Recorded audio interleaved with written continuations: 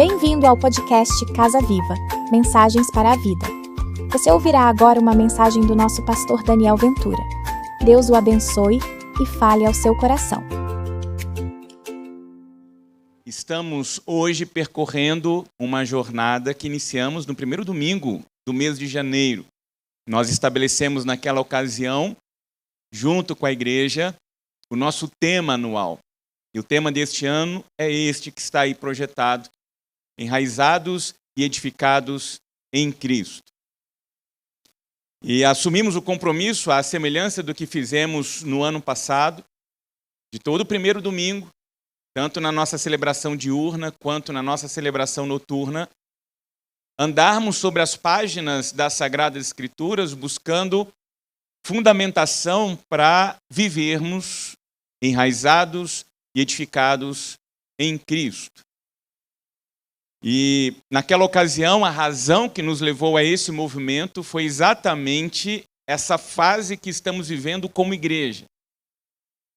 No ano passado anunciamos que, por uma direção divina, e nós inclusive fizemos questão de no domingo passado ratificar isso em nossa Assembleia Administrativa, que é o nosso ambiente deliberativo, de registrarmos que esse movimento que estamos realizando de transição da nossa igreja deste local para um novo local foi algo divinamente realizado.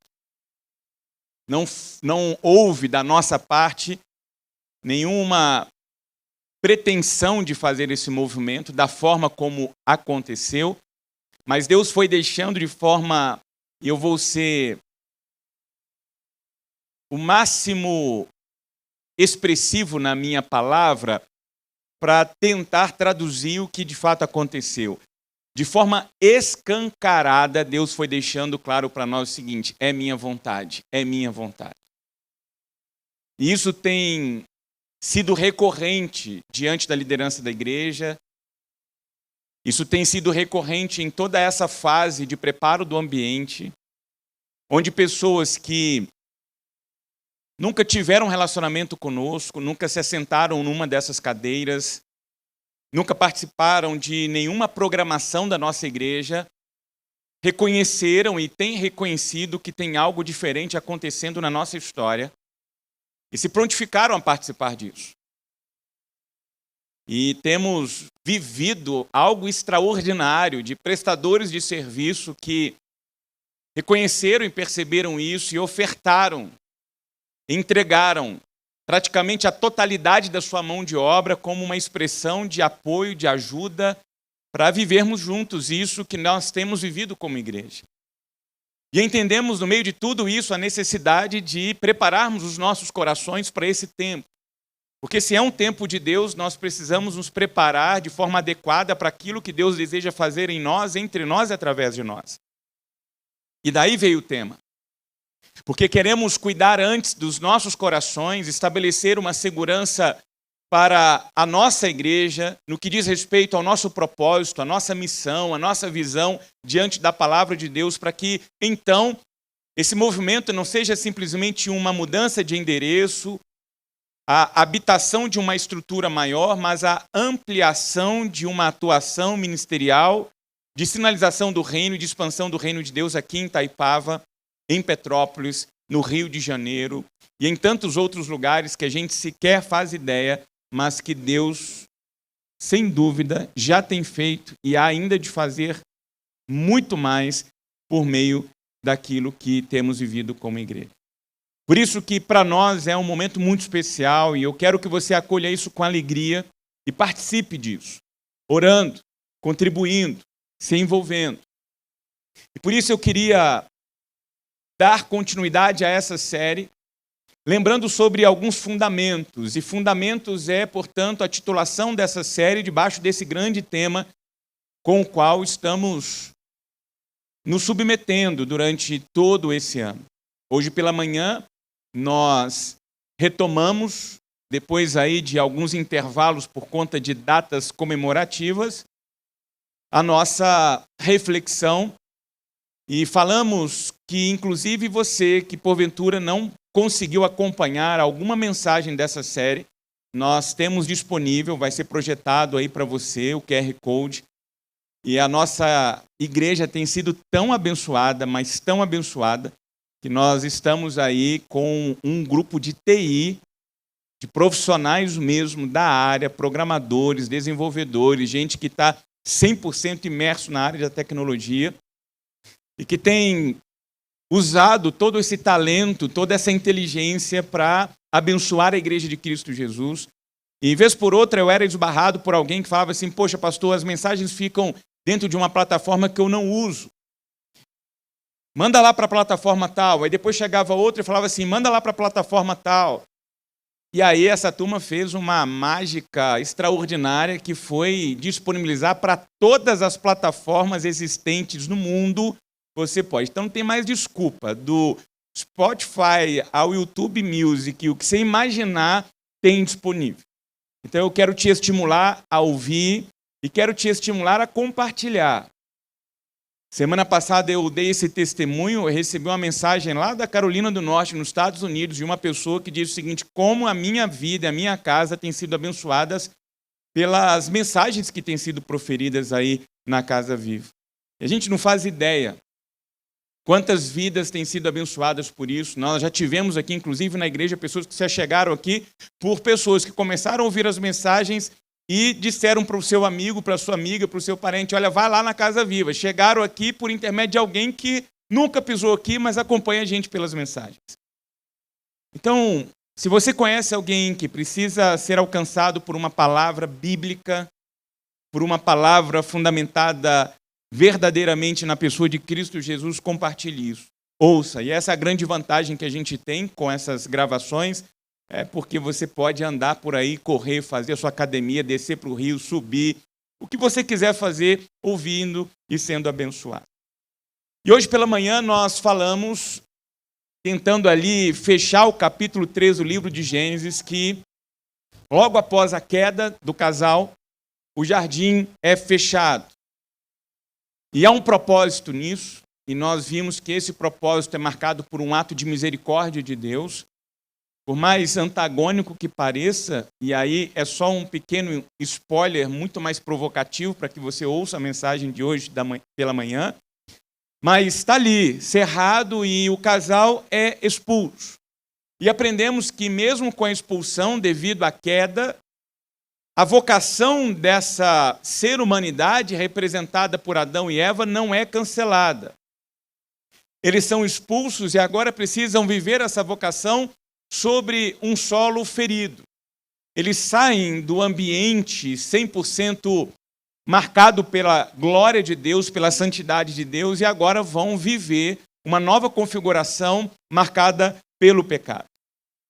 E a pergunta que trago agora nesse ato contínuo de reflexão é: quem é esse Deus que está lá, acompanha o ser humano como obra-prima da sua mão, vê a ousadia, a arrogância dessa humanidade que decide viver fora da fonte da vida, desobedecendo a um ato premeditado, intencional, de desobediência.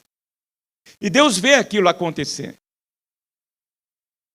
E quem é esse Deus que, mesmo vendo os nossos atos de desobediência, ainda assim insiste em ir ao nosso encontro e nos convidar para que participemos da sua obra? Como assim?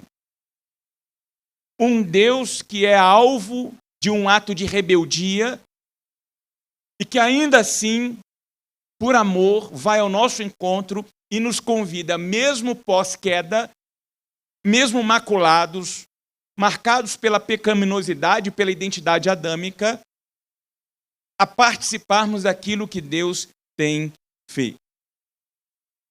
Você sabe, você já leu o livro dos Gênesis, que você e eu fomos criados por um ato de bondade de Deus. Esse Deus estabelece limites porque Ele nos ama, e mesmo rompendo esses limites, Ele vai ao nosso encontro e nos busca, mesmo escondidos nas nossas moitas, como acontece lá com Adão e Eva. E ele faz com que a sua glória e a sua vontade sejam manifestas sobre a história até alcançar a sua própria pessoa encarnada entre nós, Cristo Jesus, e através de Cristo ele nos convida a servir. Eu quero, a partir desse panorama, convidar você a acessar a sua Bíblia e eu quero que você mantenha-a aberta, porque nós leremos nesta noite 3 blocos de textos do livro do Gênesis, e o primeiro texto está aí no capítulo 1. Então é a primeira folha da sua Bíblia, ou se você está de posse de um dispositivo eletrônico, vá lá no primeiro livro, no capítulo 1. E eu quero ler a partir do verso de número 26, leitura que faço na Nova Versão Internacional e que também será projetada para que você possa acompanhar a Palavra de Deus, Gênesis 1, a partir do verso de número 26. Diz-nos a Palavra de Deus, as Sagradas Escrituras, que Deus assim disse: façamos o homem à nossa imagem, conforme a nossa semelhança. Domine ele sobre os peixes do mar, sobre as aves dos céus, sobre os grandes animais de toda a terra e sobre todos os pequenos animais que se movem rente ao chão. Criou Deus o homem à sua imagem, a imagem de Deus o criou. Homem e mulher os criou. Deus os abençoou e lhes disse: sejam férteis e multipliquem-se, encham e subjuguem a terra. Gênesis abre apresentando a cada um de nós um Deus que cria e um Deus que confia. Um Deus que cria e confia. E aqui é importante lembrarmos que Deus não nos cria porque ele se sentia só. Deus não nos cria porque ele se sentia carente. Há de forma clara e declarada, inclusive no próprio verso 26 que nós acabamos de ler, que a forma como Deus declara, e aqui na língua portuguesa a conjugação verbal ela está no plural, então significa que Deus está ali, não só como triuno, e nós cremos na triunidade de Deus, na pessoa do Pai, do Filho e do Espírito, mas há seres celestes. No transcurso das Sagradas Escrituras, nós vamos ver e entender isso. Então, Deus não está isolado. Deus está, primeiro, marcado pela triunidade. E junto com Deus triuno, nós temos os seres celestes. Então, há um motivo aqui que leva Deus a parar na eternidade e nos criar. E esse motivo, eu quero denominá-lo nessa noite como bondade. A criação, portanto, é um transbordamento de generosidade de Deus, porque Deus não precisava te criar, Ronaldo. Deus não precisava criar nenhum de nós aqui, nem o senhor, irmão Carlos. Então, quando nós nos enxergarmos, lembremos-nos de que nós fomos alcançados por este transbordamento de generosidade de Deus que decidiu, na eternidade, na sua santidade e completude, ainda assim nos criar. Porque é isso que, inclusive, nos diz o Gênesis, que no meio do mundo criado, Deus decide fazer algo ainda mais extraordinário, porque à medida em que o mundo vai sendo criado, há um pronunciamento de Deus, uma declaração de Deus. É bom. E viu Deus que era bom. E aí Deus termina outro ato criacional e diz, bom. Mas chega um determinado momento em que ele decide criar a obra-prima da criação, que é o ser humano à sua imagem. E quando ele termina essa criação, ele diz, agora ficou muito bom. Agora sim, eu alcancei um status de excelência. Porque para essa relação da criação e do divino, há a intermediação de um ser criado à imagem e semelhança de Deus. Isso é você. Para que você carregue no seu coração, a despeito do que a vida já fez com você, a despeito das suas memórias, das suas bagagens, lembre-se, e vez por outra passe diante de um espelho e fale em alta voz isso para consigo. Você não é um acidente. Você não é um acidente. Você é obra-prima das mãos de Deus. Esses dias eu tive a oportunidade de conversar com um jovem extremamente estudioso, que, percorrendo as ciências mais profundas da matemática, da física, da astronomia, ele me chama para um diálogo porque ele queria, da mesma forma sedenta, adquirir conhecimento na ciência, conseguir encaixar a fé nisso, conhecer Deus, saber sobre Deus. E eu estou fazendo essa referência para que nós possamos nos lembrar de algo que eu disse para ele lá. Chega uma hora em que a ciência, ela inevitavelmente esbarra em algo. Esse algo que nós já sabemos, tem nome, tem face.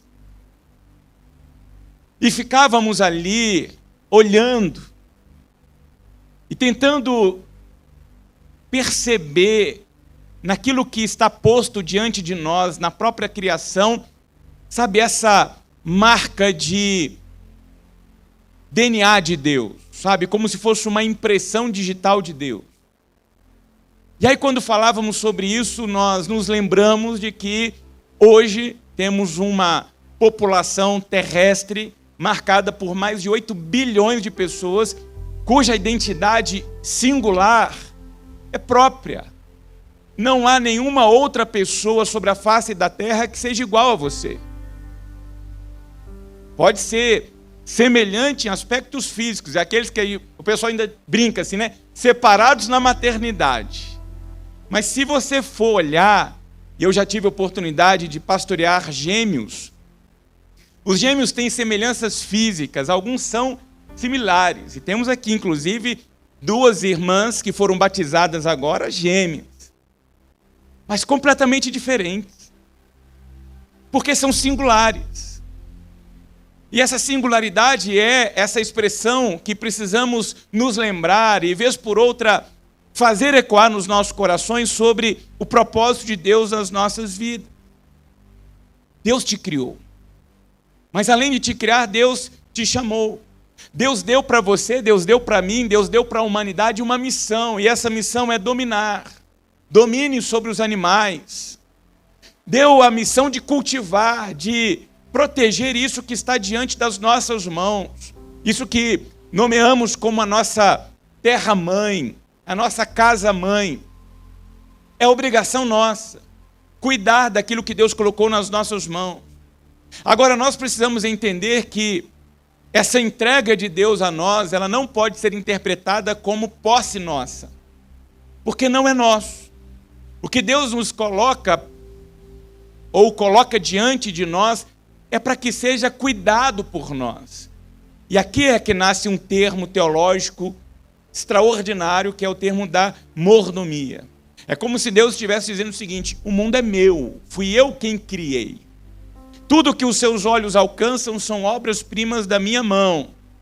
Mas eu quero confiar a você parte da minha obra, para que você cultive, para que você cuide, para que você faça esse espaço refletir da minha bondade. Essa é a nossa missão. Aonde quer que nós estejamos, fazendo o que for, com quem quer que seja, nós temos a missão ali de fazer com que a bondade de Deus seja refletida na maneira como nós conduzimos as nossas vidas e tudo aquilo que Deus colocou nas nossas mãos. Perceba isso. A vida, ela não começa com posse. A vida humana, ela começa com dádiva. O seu corpo é dádiva. O seu corpo é dádiva. O tempo que nós recebemos é dádiva. Nós temos pessoas na nossa igreja que já ultrapassaram a casa dos 90. Dádiva pura. Não tiveram autocompetência de se garantir durante esse quase um século de existência. É dádiva. Assim como é dádiva a cada um de nós que alcançamos esse tempo até o dia de hoje. E aí você pode estender o seu olhar para a sua casa, para os seus filhos, para o seu trabalho, para os seus recursos, para os dons que Deus te deu, para as suas relações. Tudo isso é algo que Deus confiou a você, entregou para você, para que você administre, para que você cuide. E mordomia ela inicia quando eu paro de perguntar o que eu quero, o que é bom para mim. E eu começo a perguntar: Senhor, como que eu posso cuidar bem, muito bem, daquilo que o Senhor me confiou? E olha quantas coisas Deus colocou sobre as suas mãos. Para que você usufrua, mas para que de alguma forma isso aí também seja um instrumento de bênção. Porque a economia divina, ela não acontece quando eu retenho apodrece. Na economia divina, as coisas se multiplicam quando elas são repartidas. Essa é a lógica do reino. E isso corrige duas distorções. A primeira distorção é da passividade. São aquelas pessoas que andam pela vida dizendo assim: Deus está no controle. E já que Deus está no controle, aí arrumam isso como justificativa para não fazer nada, para não participar daquilo que Deus está fazendo, para não servir. E a segunda distorção é a posse orgulhosa, é olhar para aquilo que está em suas mãos e dizer: é meu, é meu, é o meu corpo, é o meu dinheiro, é a minha casa, é o meu tempo, é a minha vontade, são os meus planos. Eu não sei se já te disseram isso, mas quando você sair de cena, você não vai levar nada disso. Só para comprovar que não é seu. Está com você, mas não é seu. A vida é dádiva. E talvez seja importante nós nos lembrarmos também, nessa consciência e reflexão sobre a dádiva divina, de que você e eu temos uma característica. Nós somos pó. Nós temos prazo de validade. Eu sei que não é um assunto legal para domingo à noite, mas é verdade. Eu já disse isso aqui. Esse auditório não tem mais 100 anos de vida. Todos nós que estamos aqui, estamos cada dia mais distantes do nosso berço, do nosso nascedouro, e cada vez mais próximos do nosso fim, da nossa sepultura lá. E o que de fato vale a pena é a maneira como a gente se dirige até lá. Porque aquilo lá é universal. Qualquer ser que depende do fôlego da vida para existir hoje, qualquer um, e eu não estou me referindo aqui à condição, status, cor, raça, nada disso. Porque o Eclesiastes e os livros sapienciais, inclusive, dizem que nós, o rico, o pobre, o asiático, o europeu, o latino, o cavalo, o cachorro e qualquer outro ser sobre a face da terra, temos o mesmo destino. Para lembrar da nossa natureza. Então nós fomos colocados no jardim, não é porque nós somos grandes. Nós fomos colocados aqui porque Deus foi generoso conosco.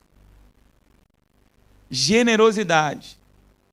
E quando nós falamos sobre estar enraizado, edificado em Cristo, é carregar essa consciência de que nós temos a responsabilidade de cuidar daquilo que Deus colocou nas nossas mãos. A começar pela nossa própria vida, a nossa existência, o nosso tempo, a nossa casa. E a casa de Deus, os planos de Deus. Mas eu quero ainda fazer uma segunda leitura que está lá no capítulo 2 do livro do Gênesis, a partir do verso de número 15, quando assim lemos, Gênesis 2, a partir do verso 15, o Senhor Deus colocou o homem no jardim do Éden para cuidar dele e cultivá-lo, e o Senhor Deus ordenou ao homem: coma livremente de qualquer árvore do jardim, mas não coma da árvore do conhecimento do bem e do mal, porque no dia em que dela comer, certamente você morrerá. Aqui Deus faz duas coisas extraordinárias.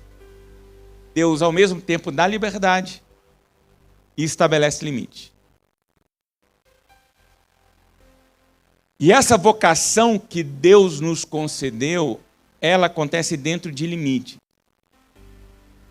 Quando você vai para o jardim, a primeira expressão de Deus para com a humanidade é de uma liberdade imensa. Olha o que ele diz aí: coma livremente de qualquer árvore do jardim. Observe a ordem. Deus não começa dizendo não coma. Deus começa dizendo coma. Coma livremente de qualquer árvore do jardim. A primeira palavra de ordem ecoada da boca de Deus para a humanidade não é de restrição, é de liberdade. É de abundância. Mas exatamente a partir do momento em que ele estabelece a liberdade, ele controla essa liberdade com um limite. Vocês podem comer de qualquer árvore, exceto uma árvore. Imagina se fosse o contrário. Vocês podem comer de uma árvore, mas não pode comer do restante. Mas não, ele diz o seguinte: tudo que os seus olhos alcançar, você pode tocar, pode comer. Livremente. Exceto uma árvore. Uma única árvore. E entender isso é compreender que o limite que Deus estabelece não é de mesquinhez. Não é porque Deus está mal-humorado, porque Deus quer o nosso mal. O que Deus está estabelecendo nesse limite é aliança. Deus está dizendo aqui, olha, vocês viverão comigo, recebendo a vida como dom, mas vocês não vão tomar a prerrogativa de definir o bem ou o mal a parte de mim. Isso não. Vocês têm liberdade diante de mim, de andar de mãos dadas comigo, de usufruir da minha presença, de tudo aquilo que a minha presença traz como benefício sobre a vida de vocês. Agora, vocês não vão tocar para adquirir a prerrogativa de decidir o que é bom e o que é mal. E esse limite tem o propósito de proteger a comunhão de Deus com o ser humano. Por quê? Porque sem limite, o que nós vamos colher é destruição. Destruição. E pense, se com limite estabelecido, por conta do fruto de uma desobediência que não soube lidar com a abundância restritiva, olha onde nós vamos parar. Imagina a vida sem rédea, sem regra, sem limite. A liberdade sem a limitação, sem um cerceamento protetivo, isso é destrutivo.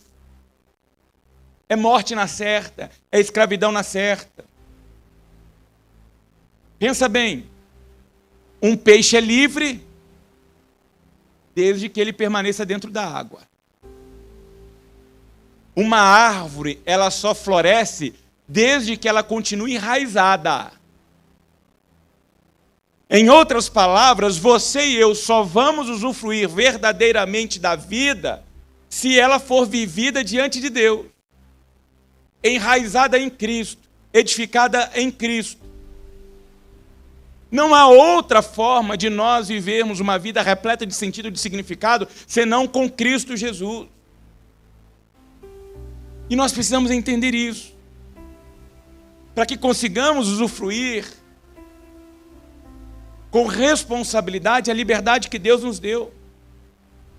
Porque a comunhão estabelecida por Deus, para que seja vivida por nós, por intermédio do Espírito dele, com Ele,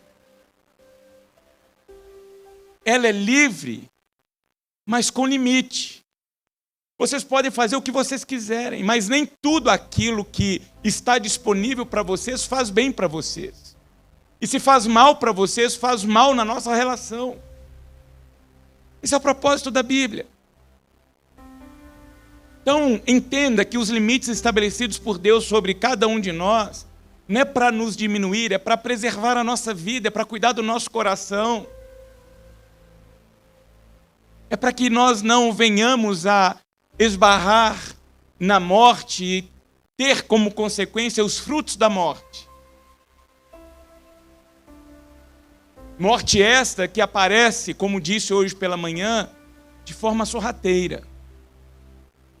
Pequenas coisas capazes de comprometer um todo.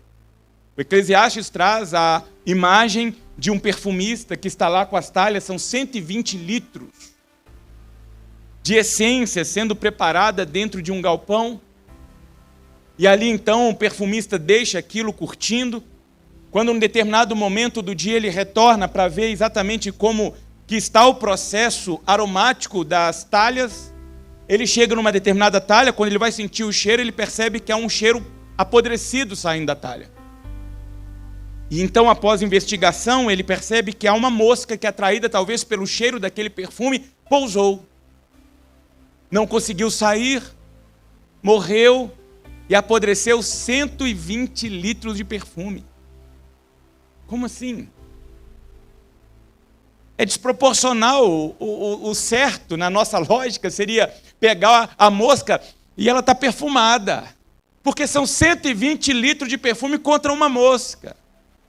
Mas o que as Sagradas Escrituras estão nos mostrando é exatamente o poder que as pequenas mosquinhas têm de apodrecer um todo. São as más conversações. São as más relações. Os ambientes que trafegamos, as pessoas com as quais trocamos o nosso tempo. São pequenas moscas que vão pousando sobre a nossa existência, sobre a nossa alma, e vai comprometendo um todo. É uma mãe e um pai que educa o filho e a filha durante 10, 12, 15, 16, 17 anos, e que basta 5 minutos dentro do vestiário de uma escola, dentro do vestiário de uma universidade, e põe tudo por terra. Nós precisamos aprender a usar essa liberdade que Deus nos deu com limite, conscientes de que nós podemos qualquer coisa, mas nem tudo aquilo que está diante de nós convém. Pode ser uma mosca, pronta a pousar sobre nós e apodrecer aquilo que Deus estabeleceu para nós. E por último, eu quero convidar você ao capítulo 3 do livro do Gênesis. Eu quero ler 2 versos, o verso 8 e o verso 9. Quando Gênesis nos diz que, ouvindo o homem e a sua mulher os passos do Senhor Deus que andava pelo jardim quando soprava a brisa do dia, esconderam-se da presença do Senhor Deus entre as árvores do jardim. Mas o Senhor Deus chamou o homem perguntando: onde você está? O homem foge. O homem se esconde. Mas Deus chama. Está lá o homem usando a liberdade que Deus lhe deu e usa essa liberdade contra a comunhão estabelecida entre o divino e o humano. Resolveu ouvir a serpente. Deixou-se seduzir pela proposta mentirosa de Satanás. No dia em que vocês tomarem do fruto, vocês serão como Deus. E há dentro de nós um desejo latente de sermos deuses.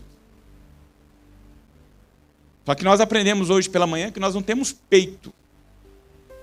Nós não temos competência para assumir o trono de Deus. E nós pagamos o preço como humanidade por conta disso. Quando decidem tocar, seus olhos são abertos, aí começam a enxergar o que não precisavam enxergar, começam a perceber o que não precisavam perceber, e não tem outra maneira de reagir senão fugir, se esconder. E aí o capítulo 3 revela algo decisivo aqui sobre o caráter do nosso Deus. Porque eu fico imaginando Adão e Eva quietinho atrás da moita. Tipo assim, quieto. Ele está vindo. Aquele silêncio sepulcral no Éden. E Deus não abandona o jardim em silêncio.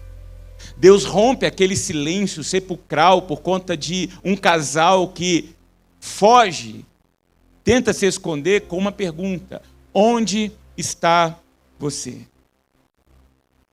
E não é uma pergunta geográfica. Porque Deus sabia muito bem onde que aquele casal se encontrava. A pergunta era uma autorreflexão necessária em Adão e em Eva. Onde vocês foram parar? Vocês se perderam. Diante de Deus, vocês se perderam. Quanta gente diante de Deus perdida. Pessoas perdidas diante da glória do Senhor. Mas está lá Deus, o Papai do céu querido, que nos ama, e que vai lá nos nossos esconderijos,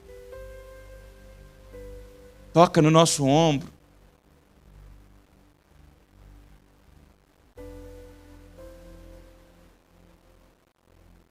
e nos dá a chance de recomeçar. Quantas vezes Deus entregou uma folha em branco para nós reescrevermos a nossa história com Ele?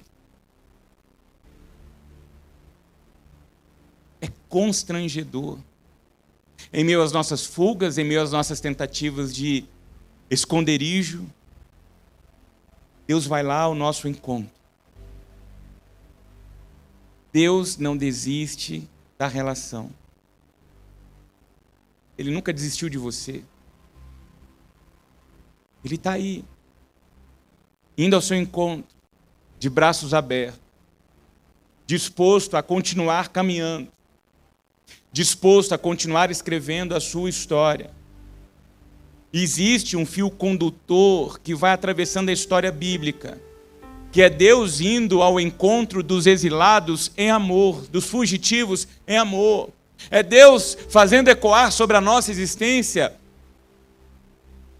declarações do tipo: onde você está? Onde você foi parar? Cadê você? Eu não terminei a minha obra, eu tenho algo extraordinário para executar na sua vida. Isso vem ecoando sobre a humanidade até o momento em que o próprio Deus decide estar entre nós, na pessoa de Jesus. Se estabelece entre nós. Jesus é esse Deus que resolveu aparecer de forma visível entre nós. Você imagina? O Eterno sai lá do trono de glória e vem pisar o chão ferido que nós ferimos. A terra que nós maculamos. Ele assume a sua humanidade. Ele vai lá, se assenta à mesa com os pecadores. Ele vai nos marginalizados, acolhe os marginalizados, cura os marginalizados e dá aos marginalizados a oportunidade de recomeçar. Gente intocável, ia lá e tocava, e transformava, e curava, e renovava. Está lá o mestre, o rabi, que na ótica judaica deveria ser servido tomando a toalha e tomando a bacia e indo ao encontro dos seus discípulos, dos seus servos, lavando os seus pés. E depois vai parar na cruz. E a cruz é exatamente esse local onde nós vemos de forma plena quem Deus é. O Deus santo, o Deus justo, o Deus de amor. O Deus que assume em Cristo Jesus a reconciliação conosco. Porque o que Ele está dizendo naquela cruz é: onde você foi parar, Fábio? João, onde você foi parar? Olha eu aqui, olha o que eu estou fazendo por vocês. Eu amo vocês, a ponto de me entregar em favor de vocês. Esse é o Deus que nós celebramos. E o desejo desse Deus que nós celebramos é que, uma vez acolhidos por Ele, esbarrados por Ele, transformados por Ele, você e eu possamos tomar uma bacia, tomar uma toalha e viver e fazer aquilo que Ele já fez em nosso favor. Porque pensa comigo, na noite em que o próprio Filho de Deus poderia exigir honra, Ele resolve se curvar diante dos pés sujos, empoeirados dos seus discípulos e lavá-los. Aquele que poderia bater na mesa e dizer o seguinte: você sabe com quem que você está falando? É aquele que gera constrangimento, inclusive em Pedro. Não, Senhor, que isso? O Senhor não pode me tocar, o Senhor não pode fazer este ato que um serviçal faria. O Senhor é o mestre. Mas o que Ele faz? Eu estou fazendo para que vocês aprendam com o meu exemplo e assim como eu fiz, vocês possam fazer também. Por isso a nossa igreja tem um lema: acolher, amar e servir. Porque nós entendemos que a nossa missão aqui é fazer aquilo que Jesus fez por nós. É por isso que nós estamos olhando aquele espaço como uma amplitude de uma ação ministerial nossa. É fazer mais para a cidade, fazer mais para as crianças. Um mundo marcado pela atrocidade, pela injustiça, pela maldade, e sermos um luzeiro do céu sobre a face da terra, renovando a alegria, trazendo esperança ao coração de quem está aí marginalizado. Esse é o desejo do nosso coração. Porque nós entendemos que a gente não serve para ser aceito por Deus. Nós não estamos fazendo o que estamos fazendo e planejando fazer o que estamos planejando fazer para ser aceito por Deus, não. É o contrário. É o contrário. A gente serve porque nós já fomos aceitos em Cristo Jesus.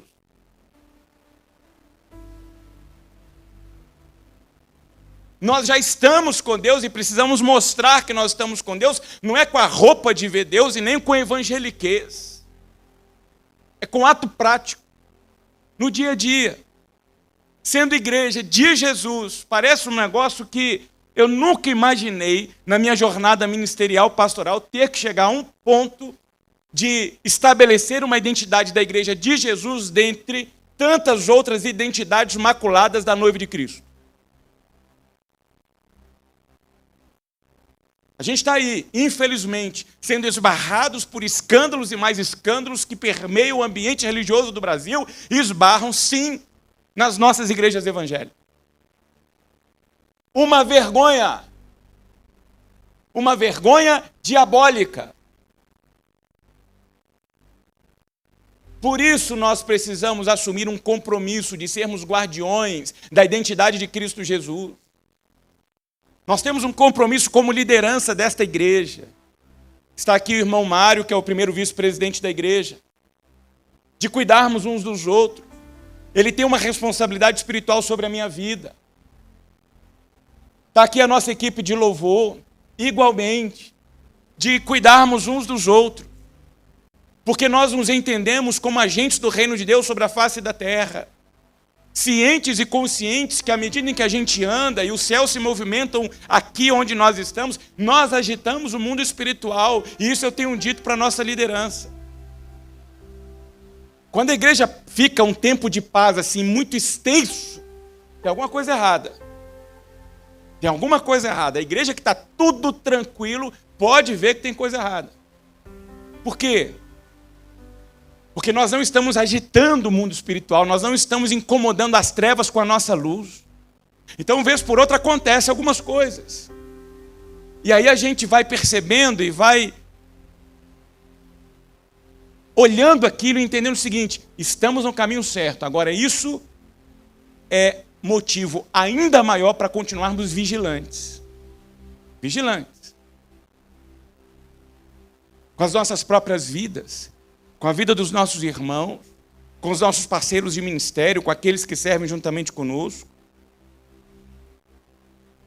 Porque esse mundo sobre o qual nós vivemos e servimos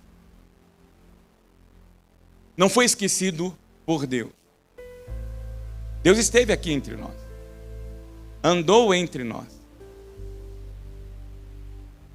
Por isso eu queria te convidar a sair daqui com o pé no chão. Ciente de que você e eu somos bonecos de barro que andamos sobre a face da terra. Nós não somos donos de nada.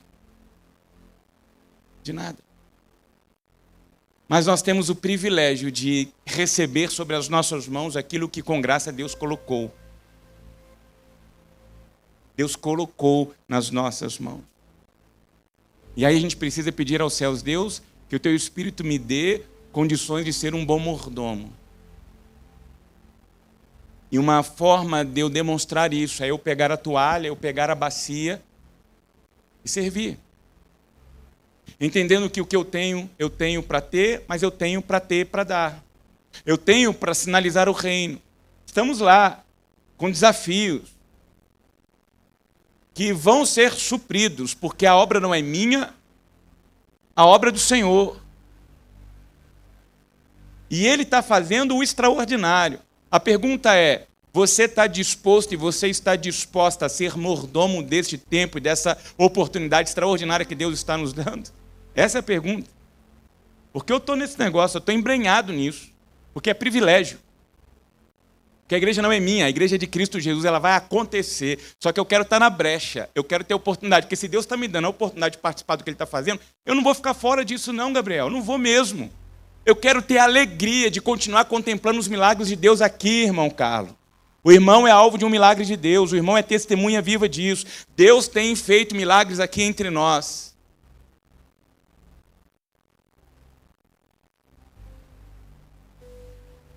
Então estamos aí, já chegando no nosso meio do ano,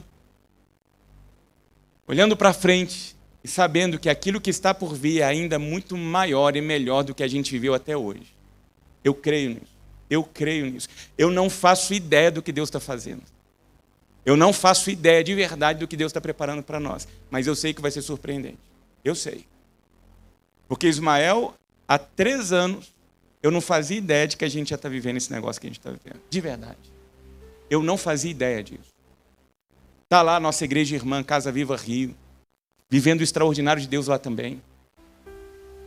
Já prepararam o seu primeiro ambiente de culto, foram para lá. Primeiro domingo de culto, 70 visitantes. Você já viu isso?